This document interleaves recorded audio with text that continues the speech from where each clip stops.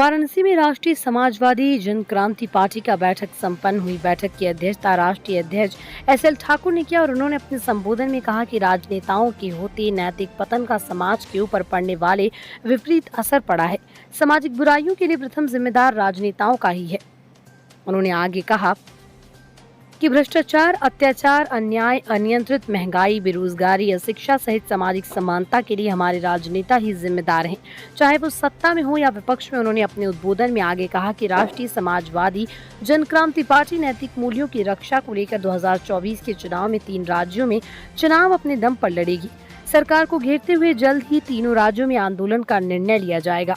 अतः संसदीय बोर्ड का गठन किया गया, जिसमें राष्ट्रीय महासचिव के अग्रवाल, आर.के. त्रिपाठी राष्ट्रीय कोषाध्यक्ष, दिल्ली राष्ट्रीय उपाध्यक्ष बद्री सिंह उत्तर प्रदेश एवं दाऊद पटेल बिहार सहित विजय शंकर यादव रावटगंज के डी.के. यादव, लखनऊ राजकुमार सिंह, बलिया पारस केसरी, वाराणसी कपिल देव सिंह, मिर्जापुर विपिन सिंह चुनार, सुरेश गुप्ता, जौनपुर अशोक त्रिपाठी, स्वर्ण सिंह, दिलीप सिंह, अब्दुल जब्बार, आर.सी. कुरील, राजेश सिंह, योगेश श्रीवास्तव, लखनऊ सहित सैकड़ों लोग उपस्थित रहे।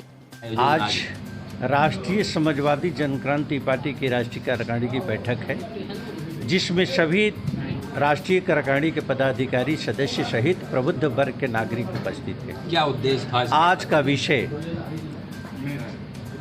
राजनेताओं के राजनीतिक पतन के कारण हुई राजनीतिक पतन, कारण की हुआ सामाजिक पतन। आज गंभीर चिंतन के लिए यही विषय हम लोगों ने चूज किया है। आज उस विषय पर भी हम चर्चा कर रहे हैं कि समाज के अंदर विषमताएं, अन्याय, भ्रष्टाचार, अनियंत्रित महंगाई, ये जितनी बुराइयां हमारी समाज के अंदर स्थापित है, वह सिर्फ नैतिक आधार पर पतित नेताओं के कारण। हम चाहते हैं कि संविधान और कानून के दायरे में राजनेता ही नहीं अपितु भ्रष्ट शासन, भ्रष्ट प्रशासन और भ्रष्ट पूंजीपतियों के ऊपर भी नियंत्रण करने की प्रक्रिया अपनाई जाए, जिसकी अगुवाई राष्ट्रीय समाजवादी जन क्रांति पार्टी करेगी। आज संसदीय बोर्ड का गठन होगा और संसदीय बोर्ड के गठन के पश्चात 2024 के होने वाले चुनाव के पूर्व एक जन आंदोलन खड़ा करने का राष्ट्रीय समाजवादी जन क्रांति पार्टी प्रयास करेगी और आने वाले दिनों में नैतिक पतित नेताओं को चिन्हित करते हुए उदाहरण के तौर पर उस सरकार को भी ध्यान दिलाएगी, जनता के बीच जा कर के, और जनता का ध्यान आकर्षित करेगी उस सरकार के प्रति जिस समय की एक मत से सरकार गिर गई थी, वो अटल बिहारी वाजपेयी की सरकार थी।